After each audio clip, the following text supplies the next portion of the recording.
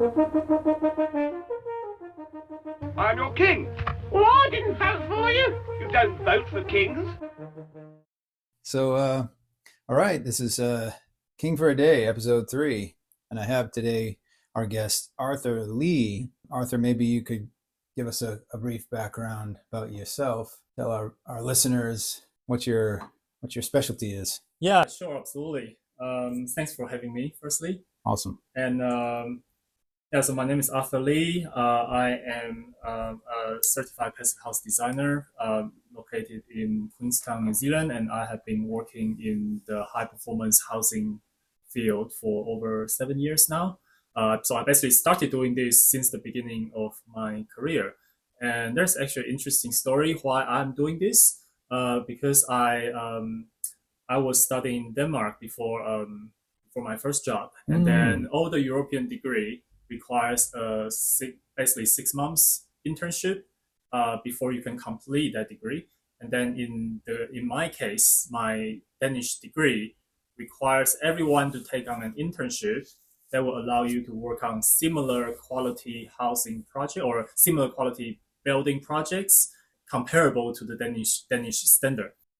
Being a Kiwi, it's just so much easier for me to do this back home rather than worrying about visas, those kind of things in Europe. Unfortunately, in New Zealand, basically at the time, the only thing I can find that's comparable to Danish standard is passive houses. So that limited my pool of options to almost the niche 5%, 3 to 5% of the architectural practice I can even take an internship on. Yeah, so that's how I started, and I was very lucky. I found an architect designing passive houses in Queenstown, and then for a very good reason, I in that area ever since until today. Was that the Green? Yeah, the Team Green architects. Team they Green. were my first employer. Cool. Team Green's awesome. Cool. Basically, our only rule, if you want to call it that, start off with some sort of inkling of if you were king for a day, what law would you pass or kill if you had the supreme power to do so? Sure, of course. Since I'm the king of the day, I'll probably reserve this to the last part of the conversation. so we have a bit of background so everyone understand where we are and where we came from and why the king is deciding to do very such clever. change. Fair enough. Yeah, so should we start from just talking a little bit about the broader sustainability issue in the context of New Zealand and buildings?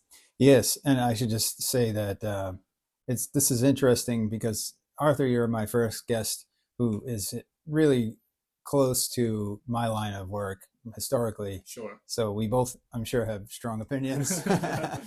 And I'm so tempted to spit out my king for a day idea. Absolutely. But that's not what the idea is here. So we'll let you run it your way. Sure. Yeah. So even though I'm an architectural designer by trade, but I do care about the broader sustainability issue as a country and as an industry.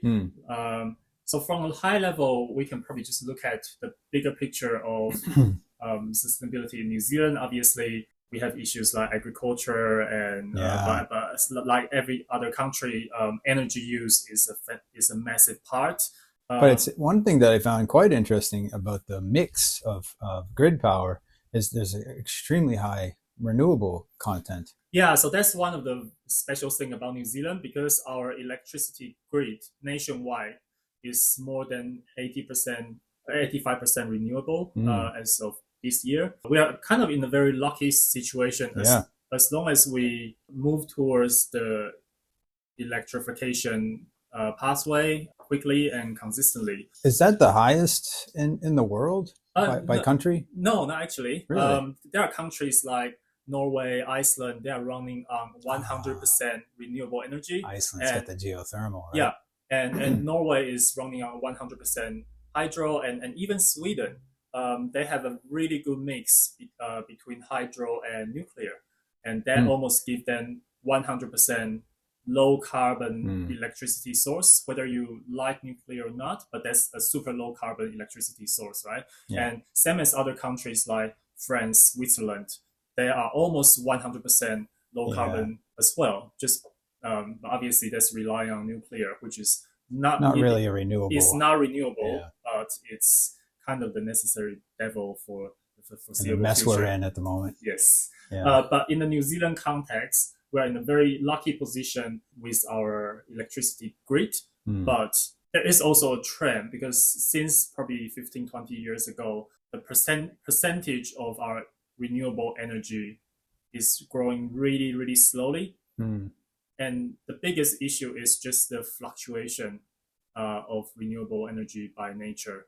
It's like a cold, cloudy winter day is when you need the most energy, right? And during that time, solar is completely useless. Yeah. And if it happens to be a dry year, then the hydropower is also more limited. Yep. And if it's a calm day, then the wind power is also limited. Yes. That's why New Zealand has no other choice but turning on either a gas or a coal power plant to make up that shortfall. And that ultimately limits our ability to push the renewable energy percentage to go even higher. Yep. And the other issue is that that's something not many people are aware of or care about, is actual percentage of electrification rate as a country.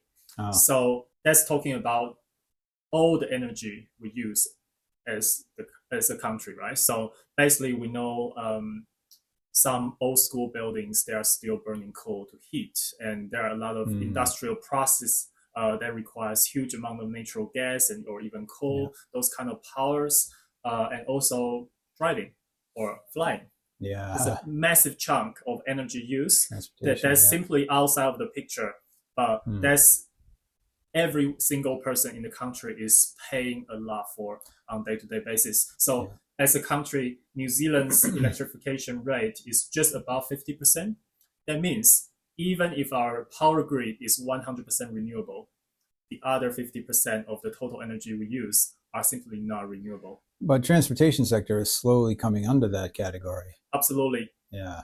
But at the same time, there has to be a good balance between trying to bring that 50% to be more electrified, at the same time pushing the last 15% of our power grid to become renewable and stay away from coal.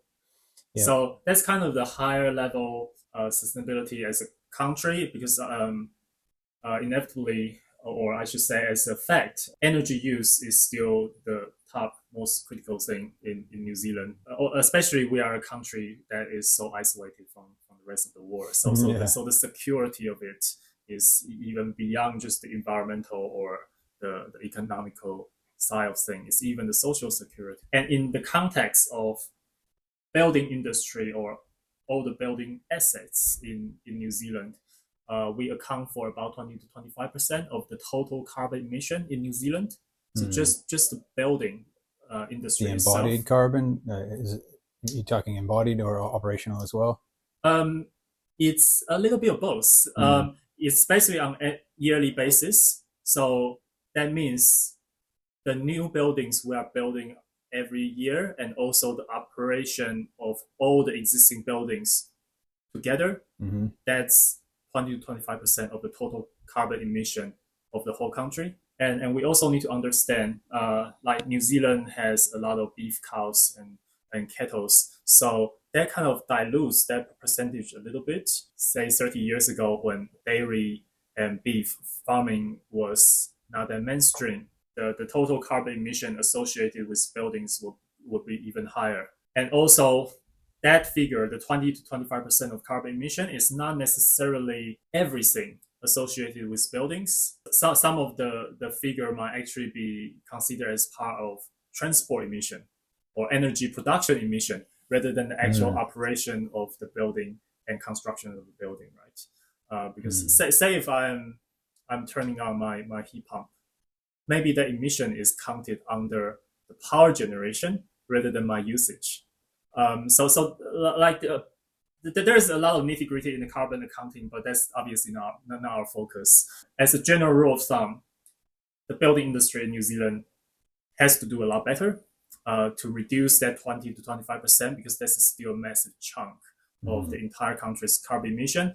And talking about building specifically, the environmental side is actually a small part. The social and economical impact is what's even more significant, and that's affecting every single person living in this country. It's only going to get more intense. Absolutely. That comes to two things. How do we deal with carbon emission for new construction, or as I should say, the embodied carbon? And the other side is how do we reduce the operational carbon? Yep. And we have levers to pull on both of those as a builder and architect. Absolutely. Probably more leverage than really most anyone else, besides maybe legislators, lawmakers, and the beehive. Sure.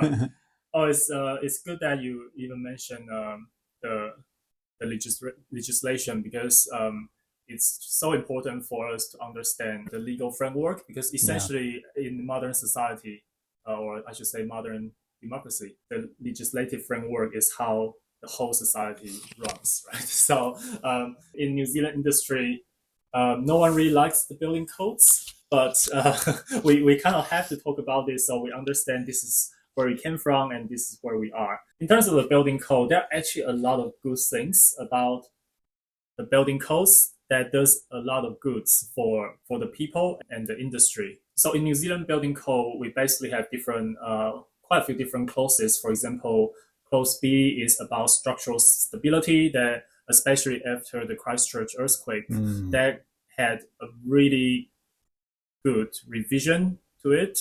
That kind of, it's a wake-up call. Yeah, that's right. So that kind of guarantee the safety of any structure, any building structure, to be more resilient and stronger in general. So that's the most fundamental part of just the purpose of buildings, right? It can't collapse. Yeah. So the building code is doing that.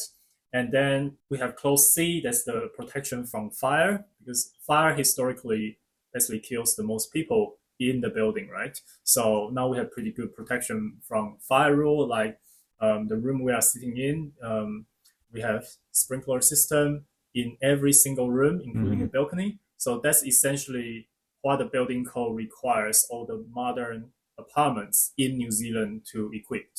Yeah, and I find there's some interesting crossover there. Fire protection, a lot of this is also draft stopping, and that's a big part of what we're concerned with. Yeah, that's right. So a lot of those building code clauses, although they are on paper, they are not interlinked. They are independent, but they actually have complementary roles to each other. So then the building code does a good job on accessibility. For example, the stairs can't be too steep. You have to have level access for people with disabilities. That's all kind of guarantee. You won't be legal. Your building consent won't be granted unless you fulfill those clauses. And then we have external moisture, internal moisture to do with weather tightness, and then internal condensation issues. Yeah. Whether that does a good enough job is up for debate, but at least it's there. It's doing something for the people living in this country and the industry. And did this even exist prior to the leaky building crisis? Is this a kind of a reaction to that? That existed even before the leaky building crisis, but they applied very different rules to it. The whole leaky building crisis was simply because basically say to the industry, you can basically do whatever you want. Yeah, it's a free-for-all. Correct. And then as long as you take the responsibility. But eventually that bubble got too big, and the private sector couldn't handle it. Yeah, couldn't handle it. So that's why even 20 years later, the government and the councils around the country is still paying huge compensation to those issues. I find that there's also a lot of tie into our disciplines, because if you have durability concerns, they're only amplified by making the building more energy efficient, and building drying capacity is greatly curtailed when you have draft stopping. Yeah, correct. So that's kind of a dilemma of how do you define high quality building, because like nowadays we talk a lot about things like lower carbon, energy efficient buildings, but essentially you can build a leaky passive house. This passive house doesn't care about weather Oh, tightness. true, yeah. So the roof can leak in a passive house, and you need to demolish in 20 years' time or 10 years' time. So essentially, that's at least my view. A building that's structurally sound and then super weather tight. Our instructor at sorry to interrupt. I just had to mention this because it cracked me up. Our instructor when I took the passive house trades course up in Vermont, Dan Whitmore was the instructor, and he basically threw it out there that you can build a passive house out of nuclear waste. There's no yeah. So yes, at least it's my view. A robust construction that is resilient, that's durable, has to be the backbone of any low carbon and energy efficient buildings we talk about. Yep. So the last part of the building code is probably something that's not good enough. At least that's kind of the consensus as an industry. And sadly, it was just recently updated. Yeah, that's right. So it's to do with all the building services and facility and the energy efficiency of the buildings. In terms of like building services and facilities, it's just where we came from. People don't really understand that enough, and including the importance of building services. For example, how we ventilate, how we future-proof the electrical installations, how we wire things together, things like that. Those systems can be extremely complex, but if you simply look at most other OECD countries like Europe, they already have like all the centralized, highly efficient, complex systems in place in a building 30 years ago. Things like central boilers that powers the heating and possibly cooling for the entire building. And those systems, even though they are 30 years old, they can easily be upgraded and retrofitted by a modern heat pump, and suddenly there's a new system. In New Zealand, unfortunately, because probably 90% of our building stocks are single houses, so we simply didn't have enough scale to adapt that level of innovation and the complex systems that adds a lot of value for anyone who lives in the building. And lastly, the energy efficiency. It's no secret that energy efficiency benchmark we use in New Zealand is at least about 20 years behind the rest of OECD countries. Again, just being updated, it's kind of frustrating to think. Yeah, absolutely. Are we going to have to wait another 20 years? Yeah, correct. So we will touch on in the next topic about how do we compare to the kind of the rest of the world and the more international standard. And before we finish here, I just want to briefly touch on how the building codes do for the industry and how the building New Zealand building industry works, because it's super important to understand, okay, this is a massive part of the equation. If we want to do anything better, we actually need to understand how the industry works. I want to refer to a quote that was from a presentation I heard from Matthew Carter-Welsh from New Zealand Green Building Council. And I remember when he was down here in Queenstown last year, he said to the audience, our building codes do really well for the building material suppliers. It does really well for big production builders. The builders. It does really well for the designers, because in New Zealand, as a designer at least, we can add a single line of note saying this comply with New Zealand Building Code clause A and B. And then suddenly all of our liability is covered, because we can't be sued if we do something legal, right? Even if it might turn out to be problematic, because say we don't provide enough information for the builder to do the right job, but we simply say this must comply with whatever New Zealand Building Code or standard, and that gets approved by the council. So essentially, that's ticking a box, basically. Correct. That process basically prove or verify everything the designer is doing is legal. So we can't be sued if we do something that's legal. CYA, we call it.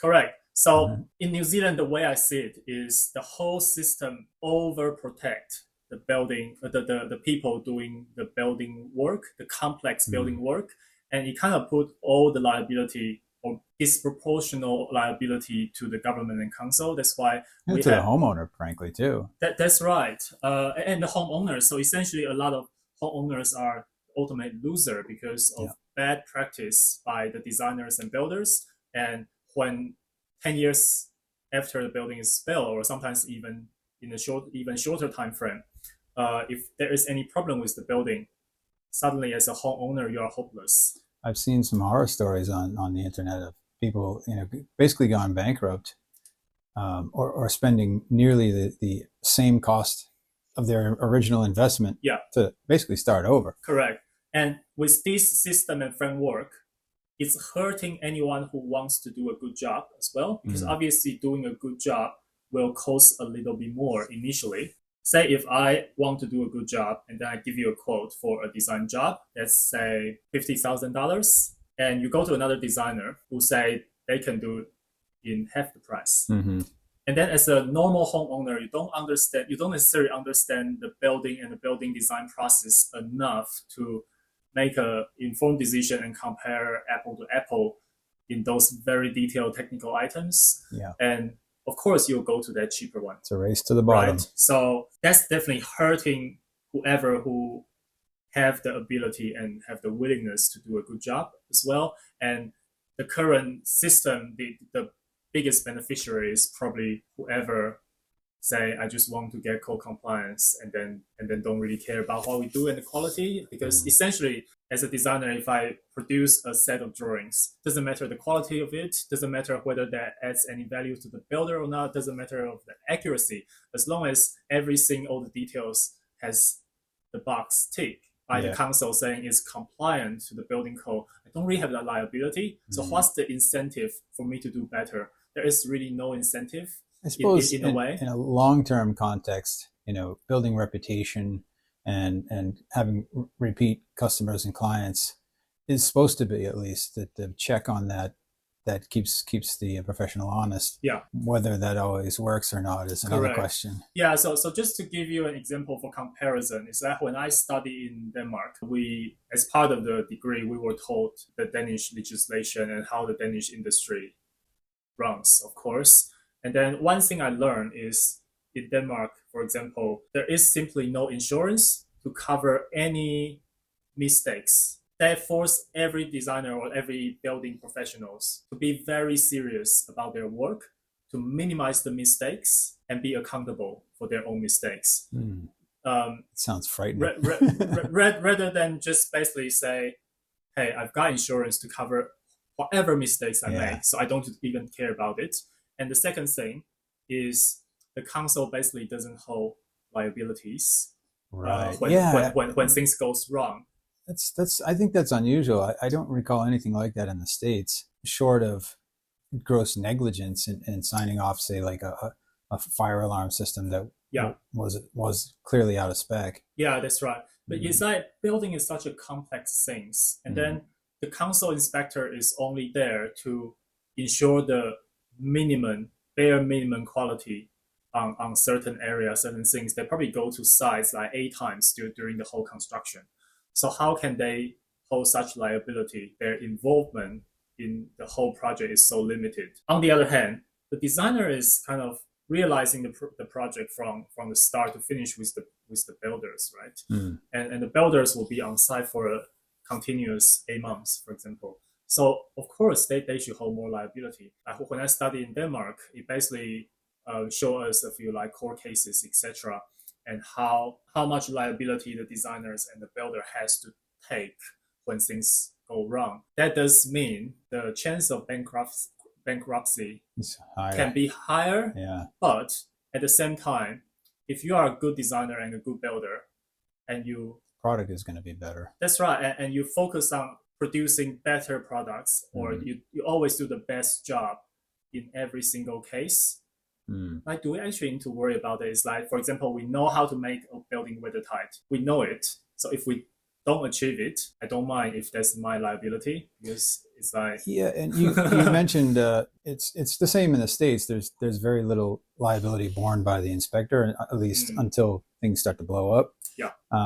But the regulatory environment in the United States, for example, there's a third party, what they call a HERS rater, who is responsible for the energy aspects being complied with. I'm curious in Denmark if that's borne by a third party, or if that's the government official who is responsible for ensuring energy related details get carried out. or Yeah. blower door testing, for example. Yeah, I'm not 100% sure about this level of details. Even the high level legislative framework works very, very differently, and that results in the two very distinctive scenarios. One is forcing every building professionals doing the very best job they can, so they can minimize number of mistakes and take ownership of their work, rather than pushing all the responsibility to the council or whoever, right? Yeah. So this is kind of the high level. Cool. So we've talked a little bit about building codes, at least as they currently sit. If you were king for a day, where would you push hardest? What would you want to see in the next iteration? Yeah, so that kind of comes to if I have the power to make any law, what would that be? I think I'll really enforce basically the fair distribution of liability and responsibility. I feel strongly that designers and builders in the building industry should be incentivized, in another way, should be forced to do better work and take much more responsibility and the ownership of their own work and craft. If I don't resolve a complex building details on the drawing board, then of course the builder is not going to have enough information to execute that detail correctly, right? Yeah. And so if that results in a part of the building being leaky and that causes some structural damage, then there should be a collective liability across these parties. Yeah. Well, let me ask you this. Do you think that is the next step in the code going to a mandatory airtightness testing would help to police that? Obviously, each upgrade or each of those technical requirements will improve the building quality to a degree. But in my opinion, the biggest issue in the New Zealand industry is still, currently there is just no incentive for anyone to do a better job from a legal framework perspective. And just how the industry is run is that if a building product is certified and tested to a legal minimum standard, then they have no liability because it's legal. It has been tested and verified. And if a designer has drawn everything as per the building code, although the building code might only cover 20% of the typical situations, and most buildings are very complex and go slightly beyond those standard construction types, then currently there's no incentive for a designer to figure out those details carefully enough and provide the builder enough instruction to build the building properly. I even heard the feedback from a good builder friend of mine when we were discussing the ventilation ducting space on site, and he said, "Oh, I don't believe there's enough space here and there." That's a classic. and then I say, "Have you built everything according to our drawing?" Yes. And so I say, "Hey, you must have enough space right here at this point." And we remeasure on site. Yes, there is enough space. And he told me, "Oh, I'm just not really not used to look at a drawing that's correct." That's a bit of an indictment.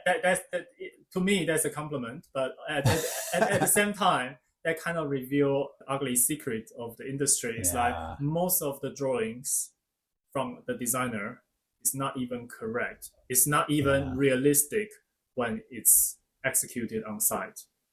And I find as a builder that a lot of times it's not necessarily that the drawing is incorrect. It's just design completeness is not at a level that it should be. Yeah.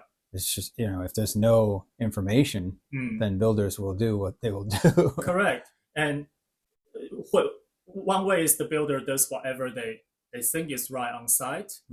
The other way is they will call the designer or the engineer every 2 days just to say, "Hey, I don't have this information. I don't have that information.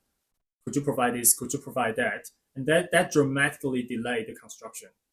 And some of that is driven by homeowners, and whether they, intentionally did that or just didn't know any better. But they, I wish I had a dime for every homeowner who said, "Oh no, the architect's done. We're not paying him anymore, so you can't ask him any questions." that's very self-defeating. Yeah, but same as any situation, like once we understand where we came from and where we are now, there's always much better ways forward, right? Do you see much integrated design delivery as a business model down here, meaning that the builder, the client, and the architect actually have some lines of communication before going to contract or before going to build? Oh, I think overall the whole industry is improving. Even though I'm still fairly new in the industry in some way with only like 7 years of experience, but I definitely already noticed the whole industry and the whole business model and how everyone's work together has improved very dramatically. That's good. For example, 7 years ago, all the subdivisions in Queenstown are just cookie cut, with no master planning, no nothing. The planning for the infrastructure was poor, but like as of today, you can see quite a few areas around Queenstown's. The proposed developments, they all have a good master planning, and the whole the clients or the developer will always engage a proper planner like urban designers, and then the quality of infrastructure planning partially required by the councils nowadays are so much better than what it was done 10 years ago. And with that collective and integrated process between the owner, the planner, urban designer, and architect in that early stage creates that positive cycle or the positive feedback loop, at least maximize the chance of success. All right. And in some cases, that might even carry on to the actual quality of the buildings. A high quality subdivision like Jack's Point, for example, they actually study the climate and the microclimate in that area, really? and have the design guideline saying the prevailing wind is coming from the west and the south. So it's ideal to build along the south and have some like either landscaping or another building wing to the west to create a sheltered area in the north and east. And that will also maximize the solar gain. So even those high level I didn't know that. I thought it was willy-nilly. So even those high level direction, even from how we cut the land in the subdivision, has a huge impact, both for the community, both for the social sustainability, but also down to the quality of the building itself. Like it costs nothing essentially. It's just drawing a line on the page, and that's how you cut. Until it's not. But the difference is whether the line on the paper is a correct line or not. Yes. You can draw a rectangle like this or like that, yep. and that makes all the difference. And that's almost cost-free at that point. Correct. Yeah. Correct. That's it. So with that, better input from urban planning, basically just the better design and planning side, it will eventually benefit the building quality as well, and the living experience for everyone who is in that environment. Yeah, that's critical. I'm glad you brought that up, because I get so caught up in retrofitting mindset that we're pretty much always dealt a hand that there's nothing we can do about, short of knocking the house down and twisting it around on the site. City infill is what it is. You just got to play it as well as you can. But when you have open fields like this, it's just total no-brainer stuff. And geez, I mean, maybe it's even something that should be considered by the code. That's right. So basically, these are the kind of things we have seen dramatic improvements over the years. So in terms of getting into the building level, there are obviously a lot of frameworks and practical actionable steps we can take to improve the building quality as well. And I do know for people who cares about sustainability, thinking about cost is probably not the most natural thing, but I do like to talk about cost a lot, because essentially it doesn't matter whether it's building code or passive house. When it was invented 30 years ago in Germany, like part of the whole passive house energy standard benchmark was actually set against the economic model in Germany at the time, right? As a passive house builder, I'm sure you understand that. It's like there is a reason why passive house energy standard is 15 kilowatt hour per square meter per annum rather than 0, because it simply costs too much to actually achieve zero energy building. So that was the Goldilocks zone, so to speak. Correct. Where you had an acceptable balance between what's doable and what's reasonable. That's right. Same as anything, it's like, why are we using triple glazing rather than quadruple glazing with 4 panes of glass? Of course, from a performance perspective, it's better, but it's simply costing too much. So it's not sustainable in a way. I recently was listening to a podcast, a webinar put on by Galen Stengel of part of the Passive House Accelerator webinar series. And he was presenting on the aspect of buildings being built to essentially a lower budget in terms of ventilation and mechanical systems on passive house basis rather than by code.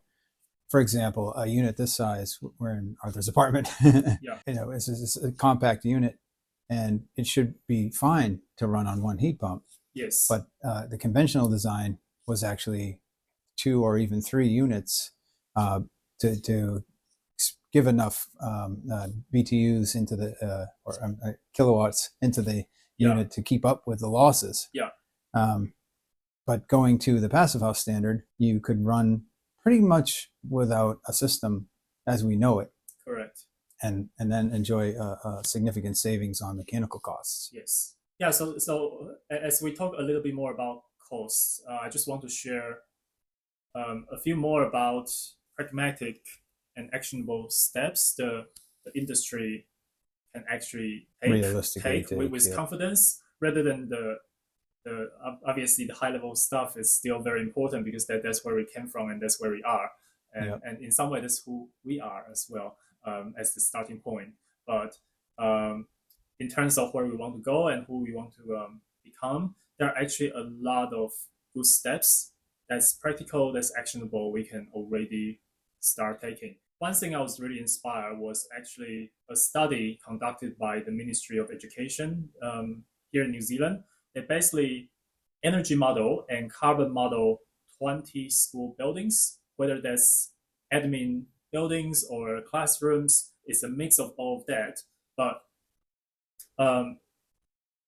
the outcome they presented, which I find really inspiring, is they reveal a very consistent relationship between saving carbon and saving cost. Interesting. So what they reveal essentially is, if you want to save cost, you better save carbon.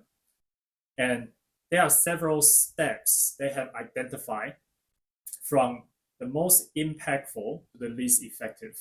So from the most impactful step is simply scoping the project correctly. It's easy to get into a mindset that we need to do more and more and more and more to future-proof the future need we simply don't know about, rather than trying to spend 10% more effort scoping and planning for the project so we can fulfill the needs efficiently and effectively.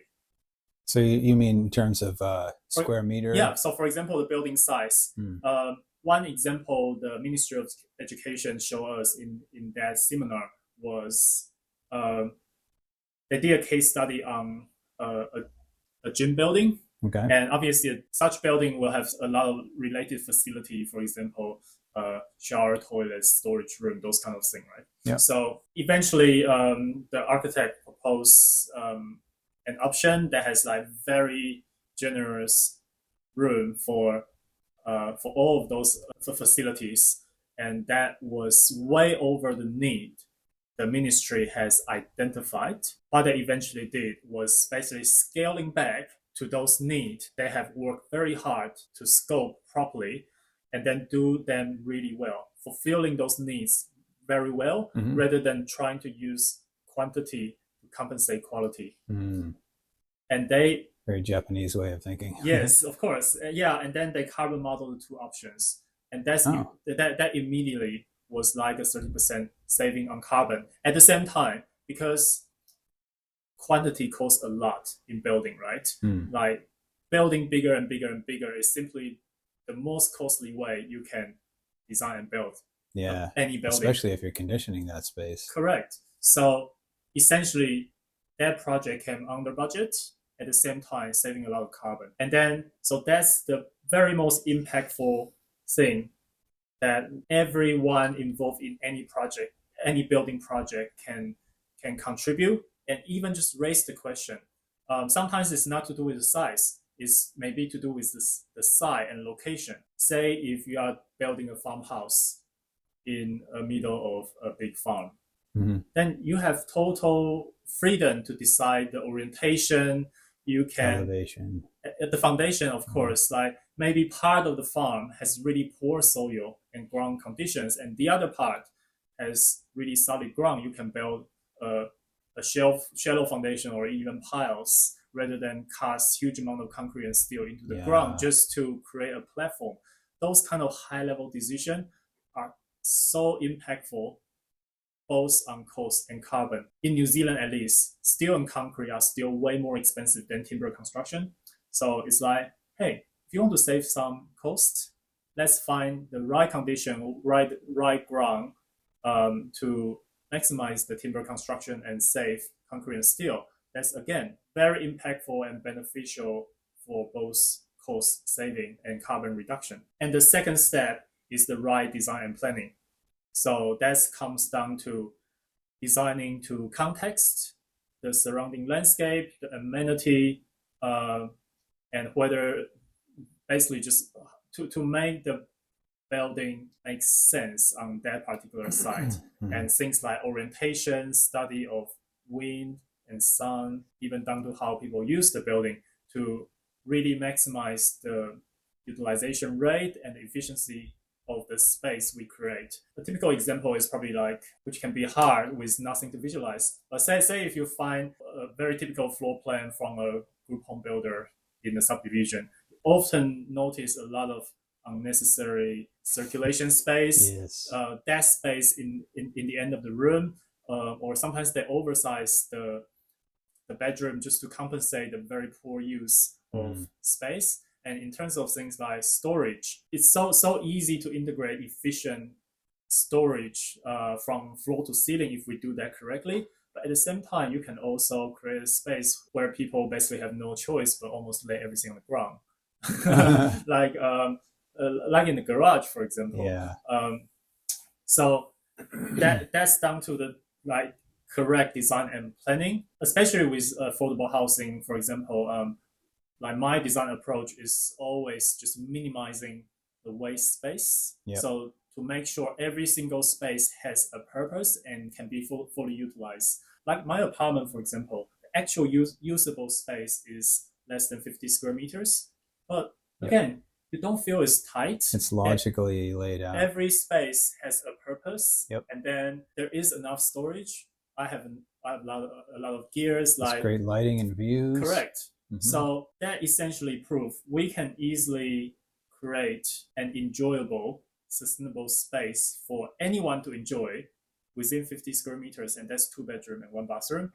We can also design a 2 bedroom, 1 bathroom at 100 square meters, or at least 80 square meters, say 80 square meters or 100 square meters in a lot of cases. So if we compare the cost of these two options, of course, the 100 square meter one is going to be hugely more expensive just because of the size. But in terms of the value to the owners or to the inhabitant, whoever is using that building, that's down to whether it flows well internally, the circulation, whether there is a lot of unusable space in those dead ends. And that comes down to good design and planning. And of course, with good design and planning, if we use the space so efficiently and effectively, that's a huge cost saving because you get a really high quality space with much smaller footprint. The typical square meter rate to build a reasonable quality house in in Queenstown right now can be like 5,000 per square meter. So if you save 20 square meters, that's $100,000 of saving. You can reinvest that 100,000 back to the quality of the space you are creating. So imagine how much more quality you can gain, and they will enhance the space you can enjoy even more. Yeah.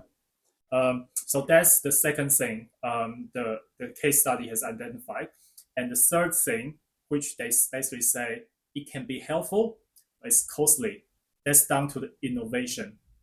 So I always use the example of a solar panel. So solar panel can be really complementary and very efficient when it's enhancing an energy efficient house. A solar panel is a very poor choice if it's trying to compensate a very energy inefficient house. Yep.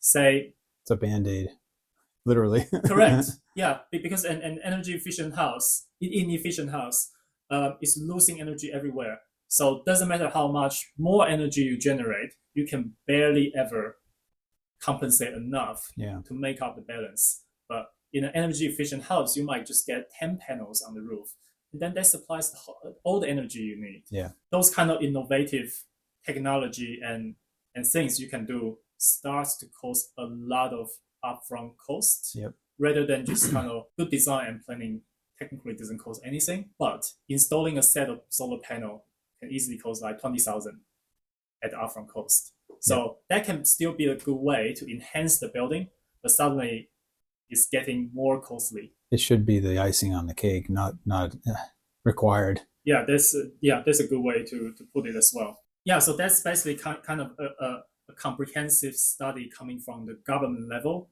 and they have. Was that a brand study? Yeah, there are a few brand studies, but I just personally find this one from the Ministry of Education is probably the most relevant and practical one that we can follow. Yeah, which I find that's another great thing. It's like now they have done it, they made it public, they share with the industry, so everyone can at least try to move towards to that right direction. Shifting the paradigm. Correct. And another thing about cost-effective, high-performance housing I am involved recently is together with my colleagues, I'm a co-author of the newest Homestar design guideline for the New Zealand Green Building Council. Oh, congratulations. That's awesome. Thanks. But essentially, what Homestar is all about is providing everyone in the building industry and a lot of keen homeowners a roadmap to do good, better, and best. Okay. All those steps have been benchmarked very carefully against the cost, construction cost, and the building code standard. So, for example, Homestar 6 has been very carefully benchmarked to be about 50% more energy efficient compared to the same kind of building that was built to the legal minimum standard. Yeah. And then Homestar 8 was benchmarked to be about 70% at least more efficient than as if the same building was built against the legal minimum standard. Yep. And for the majority of the concrete, Homestar 6 house will cost about 3% to 5% more than building to the legal minimum standard. And Homestar 8 house will cost about 10 to 13% more than the legal minimum standard. So to be honest, it's not a huge uplift in terms of cost, but you gain a significant jump on the level of energy efficiency you can get for the space you live in. Is continuous balanced ventilation a requirement at Homestar Level 6? So continuous ventilation that's providing fresh air 24/7 is required for all Homestar levels, whether it's balance or heat recovery.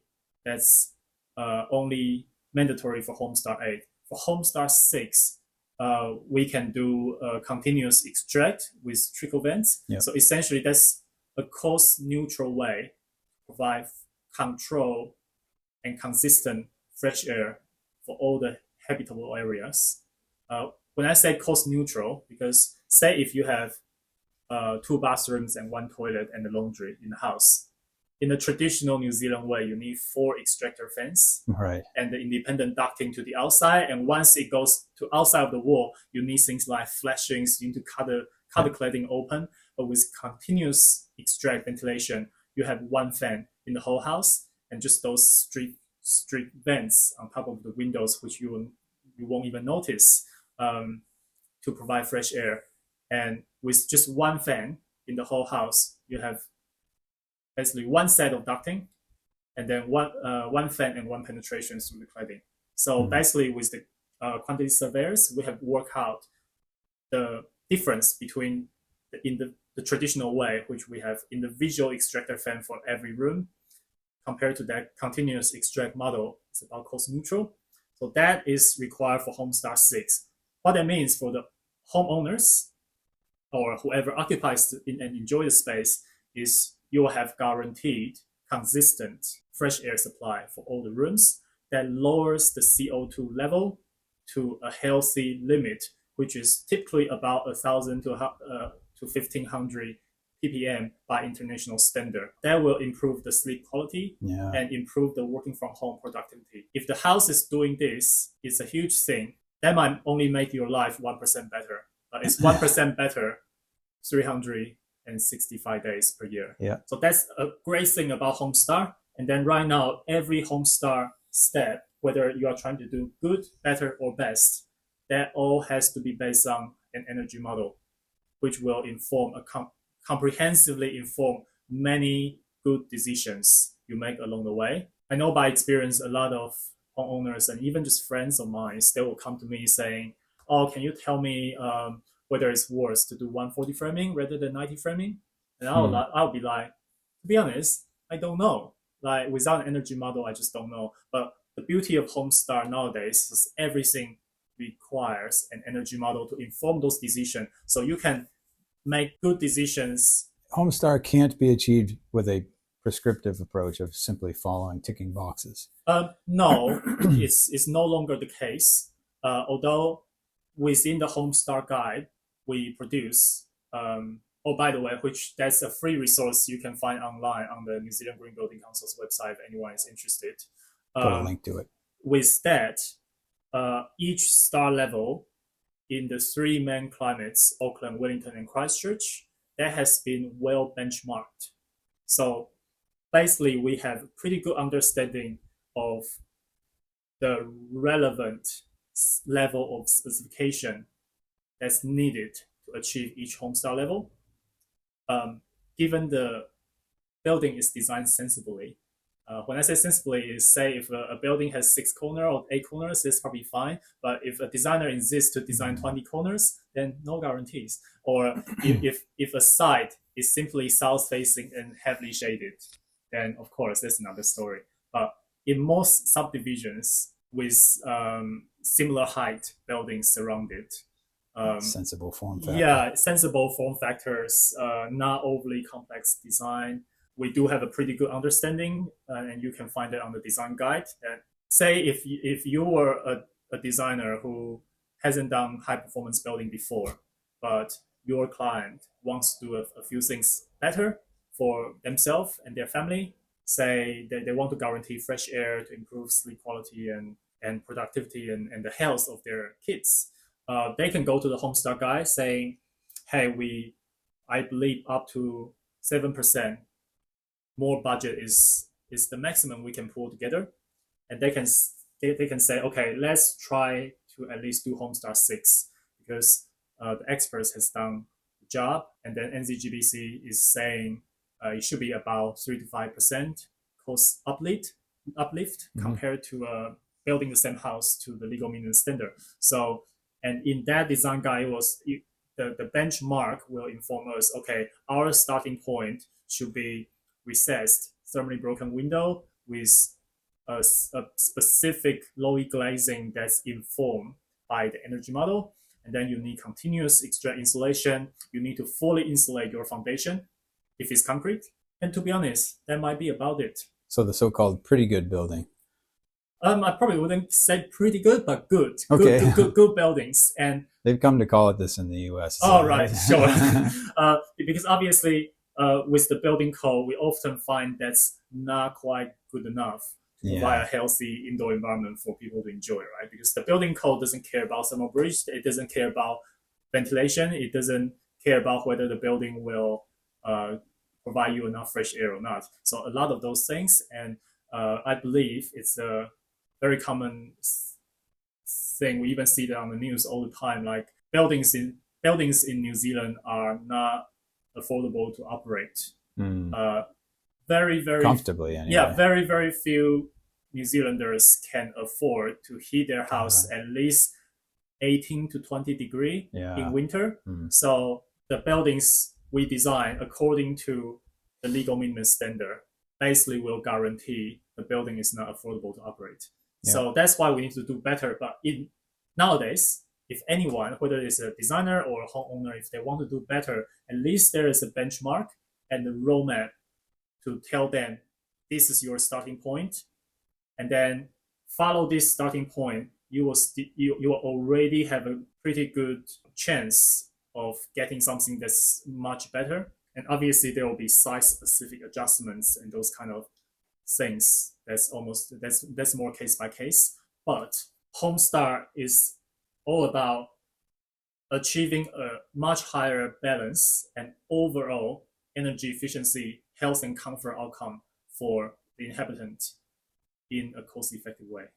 And all of that has been studied comprehensively and put together in those guides. Yeah, these are just like fantastic resource that's right. It's out there. It's free for the public. It's written in plain English. There is a lot of visualization. There's a lot of pictures and images that can be easily understood by designers or even homeowners in many cases.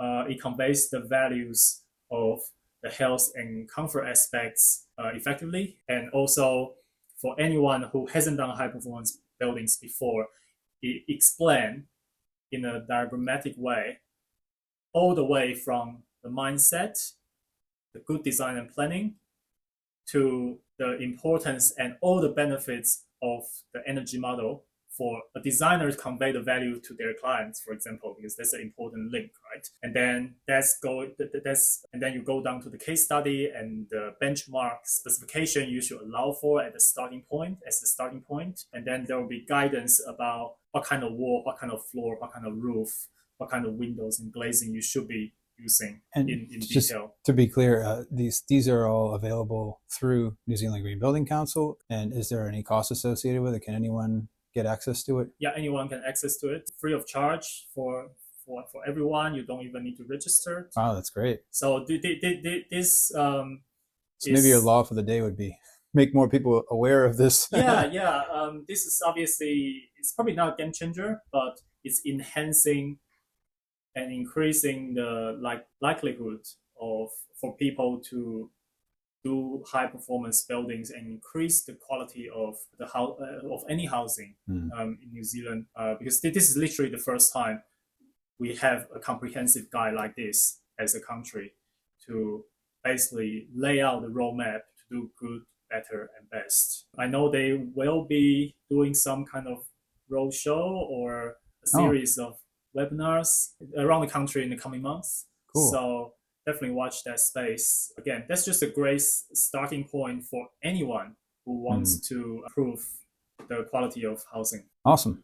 I think it would be valuable to just quickly run through the examples of the new build and the renovation scenario. So in terms of the new build example, the best example I can think of is probably from Arbo Eco Homes. Who Great is company. based in Cromwell in Otago. And what they do is basically marrying the excellence of Kiwi ingenuity to the best of German engineering. and not reinvent the wheel on any part. So one thing Kiwi does really, really well is the relocatable homes. Like we sometimes see houses on the street, and then that's just a very cost-effective way to build. The entire building can be built in a controlled warehouse environment in a very short time frame. Mm-hmm. And at the same time, they introduce all the passive house principles into such buildings. So everything they deliver is very well insulated, floor, wall, and roof. They use European PVC window with a low E double glazing, and they always have a heat recovery ventilation system in every single house they prefab. As soon as they finish in the warehouse, it's almost ready to be delivered and dropped onto the site. And in most cases, they can complete the whole thing on site within 1 day. Wow. And then there will be a little bit of plumbing and electrical work to just connect between the house to the public sewer, for example. In general, that's just such an efficient way to build and achieve good performance in a way. And also everything they do is pre-energy modeled. What I mean is, obviously with transportable home, when we energy model it, we don't have a full control over the orientation and what kind of site that will be transported to. For example, we can model the house based on Queenstown climate, but the same house might be transported to Christchurch. So essentially what we do... Or it could go to the other side of a valley where it's in the That's right. shade. Yeah, it can be north facing, it can be west facing, and north facing might just be fine, and suddenly west facing, you get overheating problem. Right. So, but the beauty is, with this base energy model in place, we can review the specification and the performance on a case-by-case, site-specific level of accuracy within probably 3 hours of additional work. Eventually, they will be able to provide their owners a performance summary based on this exact model in their climate on their site and how that's going to perform. And if during this process, we identify any overheating issue or any significant consideration we need to raise, we'll resolve that on paper before it's built. And what do? You just give the client the option or a couple of options for how to better orient? Or yeah, that's right. So for example, if they try to orientate the building towards west, it's like, hey, we know it's gonna be a bit of overheating issue, so we will be proposing solutions like, hey, do you use a different low glazing? It might cost you 3,000 more, but would you be happy to pay for it? Or sometimes we simply just communicate well with the owner saying, hey, what's your lifestyle? Do you always keep the open during summer? If you do, probably you don't even need to worry about it. What about other changes that are still within the form factor, but say mirror flipping, for example, a bedroom and an entry? Yeah, so those kind of changes, we obviously accommodate those kind of changes all the time, but from an energy performance perspective, there's no real impact. Well, I guess if you had more glazing on one side versus another, and then mirror flipped your floor plan, would that have an impact or enough of an impact to make a difference?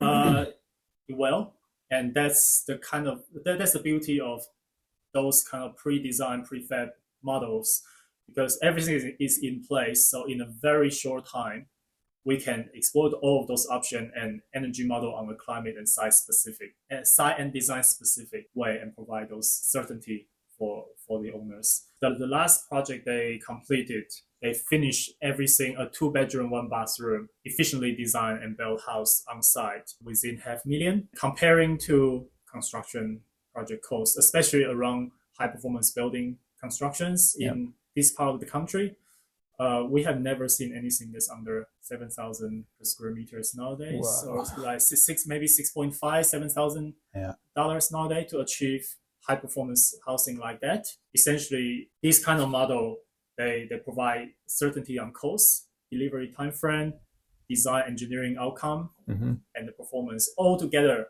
It's package, it's a product, it's not a bespoke design where you need to work through step by step, process by process, by consultant by consultant. It's all packaged up. So this is definitely a successful example in terms of new build, high performance housing. The level of energy efficiency they deliver is probably Homestar 8 equivalent. So again, very high quality building in terms of the value it offers for whoever live in that space. And when it comes to renovation, which you mentioned Yeah. a few times, which is interesting because that's your house. So Yes. we obviously did a comprehensive investigation together. The graph is definitely looking promising, although those steps are not properly kind of costed.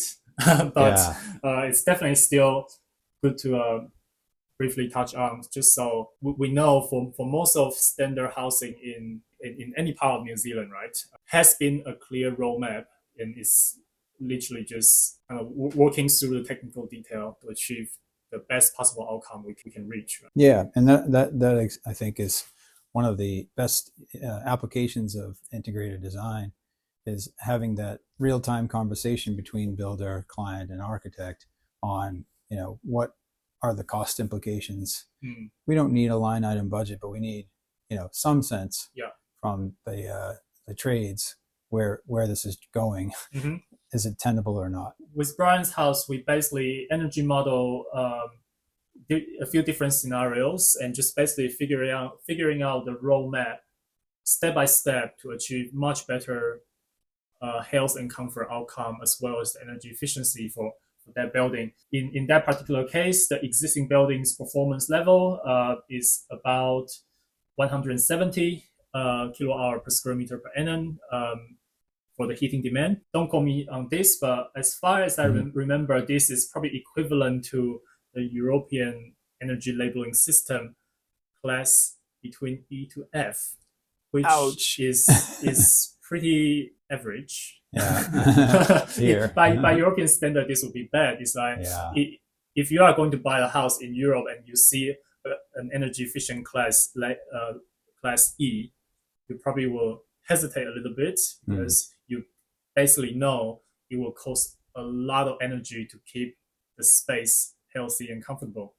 But that's kind of the reality. And to be honest, before New Zealand Building Code has that big revision about a year ago, average house in a subdivision like where you are, the heating demand will be well over 200. So basically your house is already built fairly sensibly with the opening facing north, for example, those kind of passive solar principles to kind of bring down the average bench to do better than the average benchmark from probably something like 220 down to 170, which is again very powerful because that doesn't cost any money, right? But it's sensible design and planning, and that already has a good impact. But with the level of actual construction and design quality and the specification being insufficient, we are still looking at like 170. And obviously, since you move in, you have added a little bit of insulation on the roof. Yes. And recently you have completed slab edge insulation for the uninsulated concrete slab. That's pretty cold. And we've definitely seen, as I showed in the video, with some of the infrared scans, we definitely seen a delta. Sure. Significant. And just as a practical matter, we no longer see condensation on the tile floors where it was close to the outside edge. It does have underfloor heating, which is nice for sure, but the losses are staggering. Sure. One downside to the underfloor heating is when we really try to drive the heating demand down much below the second level on the bar graph, insulating the slab above the existing slab is really not tenable because we'd cut off our underfloor heating system. Yes. Not to mention we also only have, I think, 245 for ceiling heights, so it wouldn't tolerate very much additional thickness before we had an unacceptable ceiling height. And that perimeter insulation upgrade alone is basically saving you about 10 kilowatt hour per square meter per annum, right? Plus, if you are using the underfloor heating, that could be even more significant because obviously that was the single biggest source of heat loss before for your underfloor heating system. So basically, I just did a quick calculation here, like 10 plus the area, or multiplied by your area of your house, 150, multiplied by a typical per unit power cost. That's equivalent to about 450 to 500 per year Wow. for your power bill. So obviously, that's not even counting on the health and comfort Yeah. aspect, and obviously there's a good chunk of saving on carbon as well. So that's what you did. It's basically just a win-win situation for everyone. I think you just mentioned you pay about $3,000 for just the material to do the whole thing. So again, the payback period is looking pretty reasonable. positive. Yeah, it's looking pretty positive. Yeah, so it's those kind of low-hanging fruits in renovation situation. You can already make a big difference, of course, right? But obviously, there are other steps that can potentially cost much more. But again, when we say much more, is in a renovation context. Is exactly still way cheaper than trying to build from scratch. And our particular use case is germane to our conversation, because we're looking at, do we stay here and renovate, or do we go and build new? Because at the top of our priority list, or very near to the top of our priority list, is having superior thermal comfort. Sure. And right now we're not at that, not even close to at that.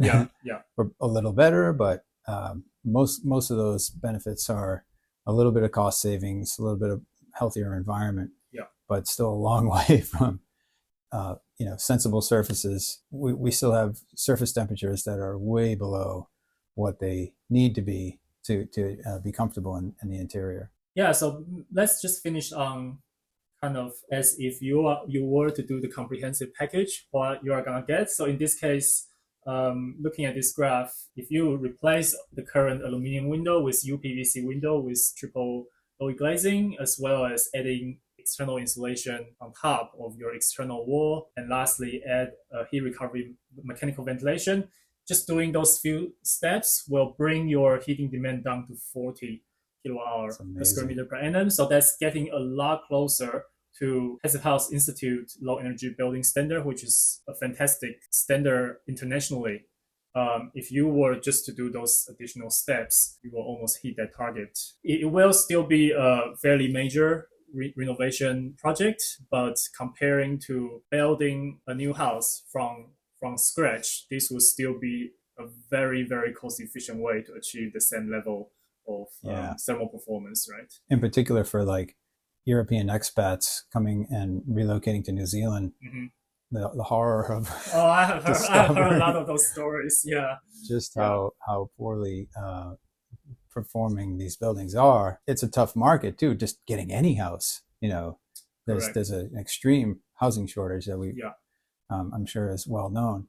But this is an option. This is a viable option where we're talking a budget that's maybe 25% the budget of building new. Correct. But coming up with something pretty darn good. Yeah, so I think that's enough for the king to handle, and I'm going to retire and hand over to the next king of the day or king of the week. Try to escape the guillotine from the other builders who hate your laws. Oh, I hope not. It's like the law of incentivizing good work is literally benefiting everyone who wants to floats all boats. Who wants to do better. And to be honest, in New Zealand, almost everyone I know who have the willingness to do better, it's literally just restricted by various reasons such as costs, etc. But at the same time, this law, if we simply redistribute the liability and all the professionals in the building industry is doing, what they'll essentially do is to push the added value upwards for anyone's product and service, because then we can go back to our clients saying, hey, do you want me to do a good job or not? Because if not, then you are going to carry a lot more liability, because now the law is putting the liability on us. So we have no choice but doing a really good job for you, and then you need to pay for it. But everybody has to. That's right. It's a level playing field. Correct. And I believe when the legislation, on the legislation level, if it's doing dodgy practice and insufficient quality work a lot more risky and then a lot more liability, then suddenly everyone will just kind of turn around and say, oh, that's a no-brainer, because it's simply too risky and too much liability if we don't do a good job. And then suddenly everyone is kind of, whether naturally or being forced to, but everyone will have to do a good job or much better job. So I do believe in the long run, if the industry is heading towards that direction, it will be a very positive thing for the whole country. And I agree. Well, thank you very much, Arthur. Thank you, This Brian. has been great. And we look forward to your next law. Okay, sounds good. Thank you. Thanks.